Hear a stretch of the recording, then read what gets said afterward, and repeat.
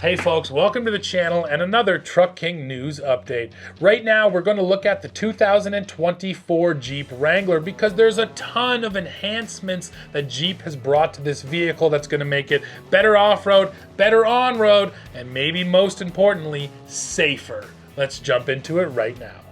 I'll start with the one area that Jeep actually left alone, and that is the powertrain. So the Wrangler still offers 4 different powertrains. You have the 4xe plug-in hybrid, you have the 2-liter turbocharged i4 engine, the naturally aspirated 3.6-liter V6, and then of course that beastly 6.4-liter Hemi V8 in the Wrangler 392. So those stay the same, but just about everything else changes. And actually the thing I want to mention first, on the Wrangler for 2024, standard side curtain airbags in the front and in the back.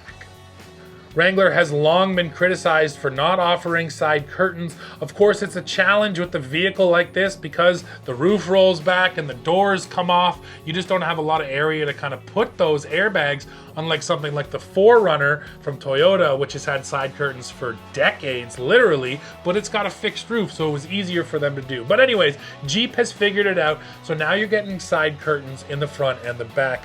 You're also getting second row outboard seat belts, which feature pre-tensioners and load limiters. And then Jeep also says that they've come up with some structural improvements for side impact. So obviously they focused on side impact safety, probably because of all the criticisms. So for 2024, the Wrangler should be even safer, and I'll be interested to see updated crash tests to see if those things actually play out in the ratings. I'm happy to see Jeep spent time on safety, but they also spent a lot of time on off-roading. So right now, let's get into what's new on the Wrangler Rubicon and the brand new Wrangler Rubicon X. Yes, they've added another model above Rubicon, which brings even more features. So first of all new 2024 Rubicon models will feature a fully floating Dana 44 rear axle.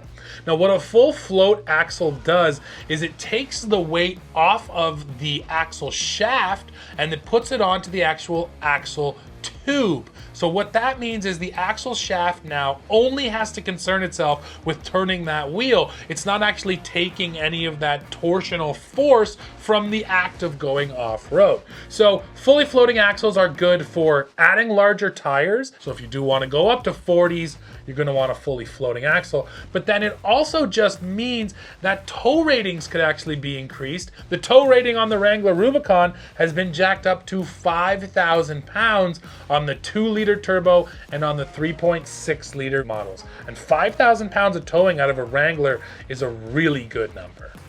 Another big addition for Rubicon is an available 8,000-pound worn winch straight from the factory. This is probably the most common upgrade that owners do when they get their Jeep, is put a winch on the front end. So Jeep just went ahead and did it. Now, one of the things that had to change was the grille. You might have noticed already, the grille has been massaged a little bit for 2024. Of course, it's still a 7-slot classic Jeep grille, but they said one of the reasons they actually had to change the grille was to make sure they could work that winch in down there. I love the fact that they're now offering a winch from the factory. It just makes total sense on a vehicle like this. Other features on Rubicon that haven't changed include the sway bar disconnect, front and rear lockers, and 17-inch wheels wrapped with 33-inch tires. And of course, the numbers are impressive as always. If you go for a 4-door Rubicon, you're getting 43.9 degrees of approach.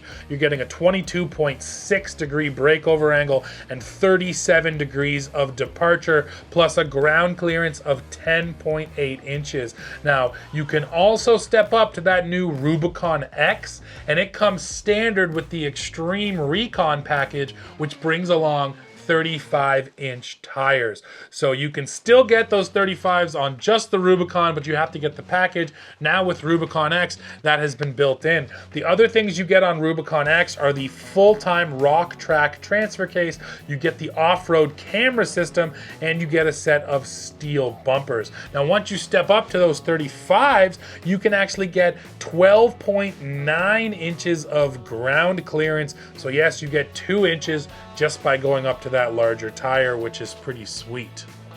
So So that's enough on Rubicon. Now let's look at this, the Wrangler Willys, or Willys, depending on how you pronounce it.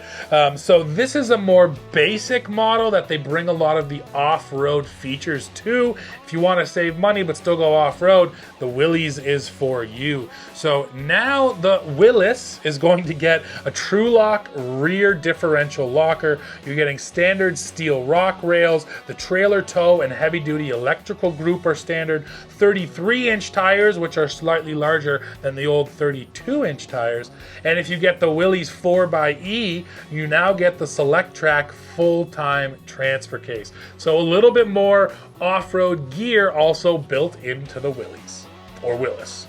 I can't decide myself. I keep going back and forth. Another note on the styling of the Wrangler, the grille has been massaged. That's the main thing that looks different, but they also got rid of the mast antenna and replaced it with an antenna built into the windshield, so a little bit more of a sleek design there. And then there's also 10 colors available for the Wrangler in 2024. The Wrangler 4xe has been updated as well, and basically Jeep is trying to make it more widely available. So you can now get the 4xe powertrain in the Sport S Wrangler, which is one trim lower than it was available in before. So if you want the plug-in, it's going to be more affordable now, although I don't have prices to actually share. And then another really neat feature that they showed us is the brand new 4xe power box. This essentially plugs into the charge port on your 4xe, and then it allows you to plug things into the power box to use that battery pack. But even more than that, once the battery pack juice is drained, the engine will fire up and act as a generator. So this is essentially the same thing that Ford does with its Power Boost hybrid. Now you can get the power box on the 4xe, plug things into it, and you can use power right up until the gas tank is drained. And the power box is going to offer up to 3 kilowatts of power. Moving to the inside, yes, the interior has been updated. Probably the biggest change, a standard 12.3-inch touchscreen. So it doesn't matter if you go base or fully loaded, everyone is going to get the big touchscreen now in the Wrangler. There's also brand new power front seats, which might not sound like a big deal, but yeah, Wranglers have never had power front seats. One of the reasons being is they're designed to get wet and muddy. So Jeep specifically said that these seats have been tested. You can wash them, you can spray them down, and they're going to be okay. So yes, you got power seats in your Wrangler now. And then within that infotainment system, loads of features like wireless, Apple CarPlay, and Android Auto. But then one of the coolest ones for us off-roaders is the new Trails off-road maps. So when you get this Jeep, there's going to be 62 trails preloaded into it. The really famous ones like Hell's Revenge and Moab and the Rubicon. And they're going to offer you detailed information on that trail, what you need to tackle the trail, where you are along the trail, things to see on the trail, all of that stuff. And then for a paid subscription, if you really want it, you can get information on up to 3,000 trails across North America. So it's going to make it even that much easier to discover places to go out there and take your Jeep off-road, and I think that's a great feature.